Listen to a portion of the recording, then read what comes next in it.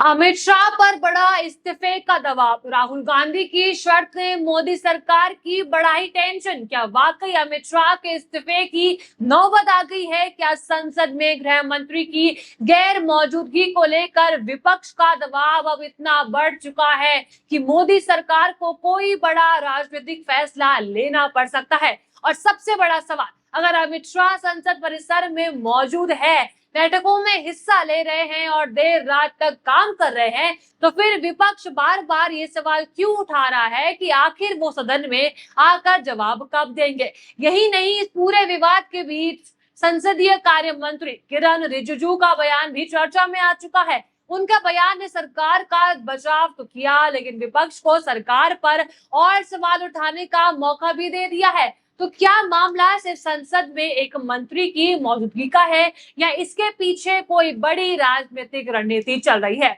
आज की इस पूरी रिपोर्ट में हम एक एक करके समझेंगे कि अमित शाह को लेकर संसद में आखिर विवाद क्या है, विपक्ष किन सवालों से जवाब मांग रहा है, किरण रिजिजू ने क्या कहा, राहुल गांधी की कथित शर्तों को लेकर क्या चर्चा है, और सबसे अहम, क्या वास्तव में अमित शाह के इस्तीफे की कोई पुष्टि हुई है या फिर ये फिलहाल राजनीतिक अटकलों की तरह ही सीमित है? तो वीडियो को आप आखिर जरूर देखिएगा।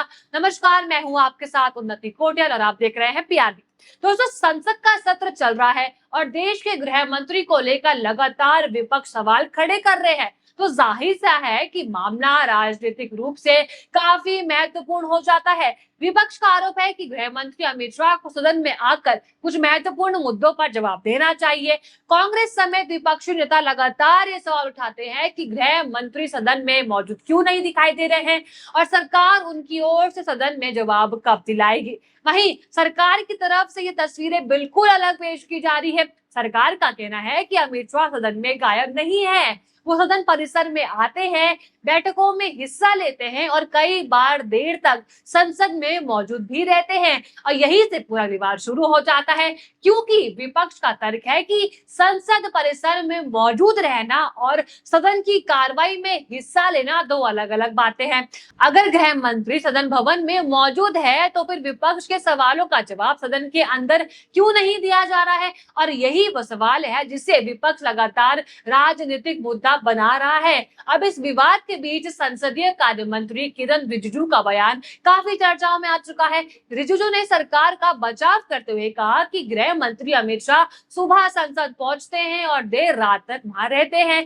उनका कहना था कि अमित शाह दिन भर सदन में काम करते हैं और विपक्ष का ये आरोप सही नहीं है कि गृह मंत्री संसद से गायब है।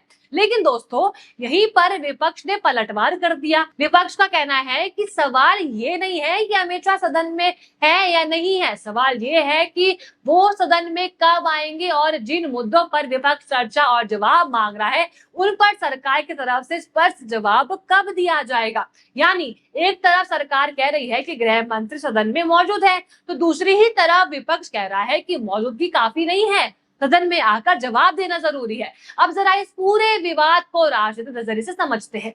देखिए, कांग्रेस नेता केसी वेणुगोपाल समेत कई विपक्षी नेताओं ने गृह मंत्री की सदन में मौजूदगी को लेकर सवाल उठाए हैं। विपक्ष का आरोप है कि संसद की कार्रवाई के दौरान महत्वपूर्ण मुद्दों पर गृह मंत्री को सामने आकर जवाब देना चाहिए। ठीक है, विपक्ष की राजनीति का एक बड़ा हिस्सा यही है कि अगर सरकार खुद को मजबूत और जवाबदेही मानती है तो उसे सवालों से बचने के बजाय सदन में उनका जवाब देना चाहिए। अब सवाल उठता है कि क्या सरकार वास्तव में दबाव में है? यहीं पर राहुल गांधी का नाम सामने आ जाता है।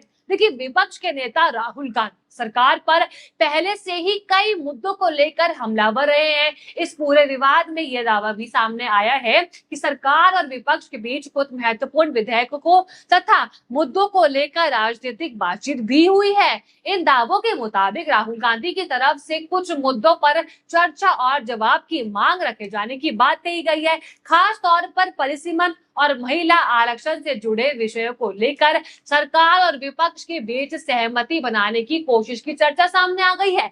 लेकिन यहाँ एक बात साफ समझना जरूरी है कि किसी भी राजनीतिक बातचीत का या फिर कथित शर्त को अमित शाह के इस्तीफे से सीधे जोड़ देना अभी जल्दबाजी होगी, क्योंकि इस्तीफा तभी माना जाएगा जब सरकार या फिर खुद अमित शाह की तरफ से इसका आधिकारिक पुष्टि हो। सोशल मीडिया और राजनीतिक चर्चाओं में इस्तीफे की अटकलें अलग अलग बात है और वास्तव में इस्तीफा होना बहुत ज्यादा अलग। फिर भी ये सवाल इसलिए महत्वपूर्ण है क्योंकि अगर संसद में गतिरोध लंबे समय तक जारी रहता है तो विपक्ष लगातार दबाव बनाता है और सरकार को महत्वपूर्ण विधेयकों पर आगे बढ़ने में राजनीतिक मुश्किलें आ जाती है, तो सत्ता पक्ष को रणनीति बदलनी पड़ सकती है। और यही वजह है कि अमित शाह के भविष्य को लेकर राजनीतिक गलियारों में तरह तरह के अटकलें भी लगाए जा रहे हैं। कुछ लोग कह रहे हैं कि सरकार पर दबाव बढ़ा तो मंत्रालय में बदलाव हो सकता है, तो कुछ लोग इसे सिर्फ विपक्ष की राजनीतिक रणनीति बनाना चाहते हैं और कुछ लोग इसे आने वाले दिनों की बड़ी राजनीतिक लड़ाई की शुरुआत भी मान रहे हैं। इसलिए असली सवाल फिलहाल यही है कि अमित शाह सदन में कब आकर जवाब देंगे, क्योंकि सरकार के पास अगर हर आरोप और हर सवाल का जवाब मौजूद है तो विपक्ष को वो जवाब संसद के अंदर देना राजनीतिक रूप से सरकार के लिए ज्यादा मजबूत स्थिति पैदा कर सकता है। और वहीं दूसरी तरफ अगर सरकार जवाब देने में लगातार देरी करती है तो विपक्ष को ये कहना का मौका मिलता है कि सरकार सवालों से बच रही है। यानी दोनों पक्षों के लिए संसद का अगला कदम बेहद महत्वपूर्ण हो चुका है। राहुल गांधी पिछले कुछ समय से सरकार के सामने कई मुद्दों पर सीधे सवाल रख रहे हैं। विपक्ष का दावा है कि जब तक कुछ महत्वपूर्ण मामलों पर संसद में चर्चा नहीं होती और सरकार की तरफ से स्पष्ट जवाब नहीं आता तब तक सामान्य राजनीतिक सहमति बनाना आसान नहीं होगा।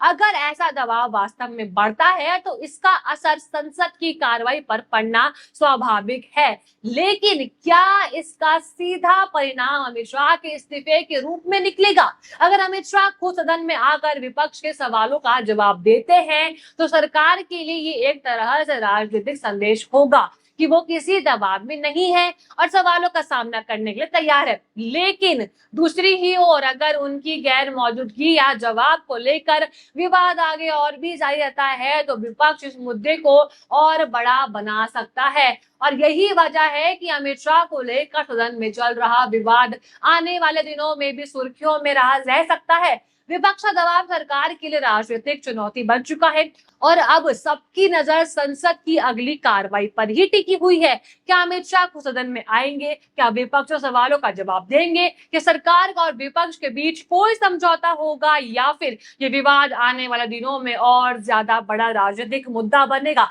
इन सभी सवालों का जवाब आने वाले समय में निकलेगा।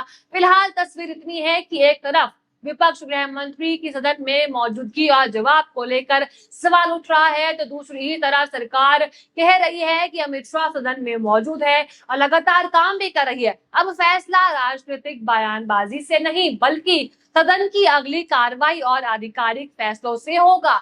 तो दोस्तों, आपको क्या लगता है? क्या अमित शाह को सदन में आकर विपक्ष के सवालों का सीधा जवाब देना चाहिए कि सरकार को इस पूरे विवाद को खत्म करने के लिए कोई बड़ा राजनीतिक कदम उठाना चाहिए? और सबसे बड़ा सवाल, क्या आपको लगता है कि अमित शाह के इस्तीफे की चर्चा सिर्फ विपक्ष की रणनीति है या इसके पीछे वास्तव में कोई बड़ी राजनीतिक हलचल हो सकती है? अपनी राय कमेंट बॉक्स में बताइएगा और अगर आपको वीडियो अच्छी लगी हो तो लाइक करें, शेयर करें और बने रहिए PRB के साथ।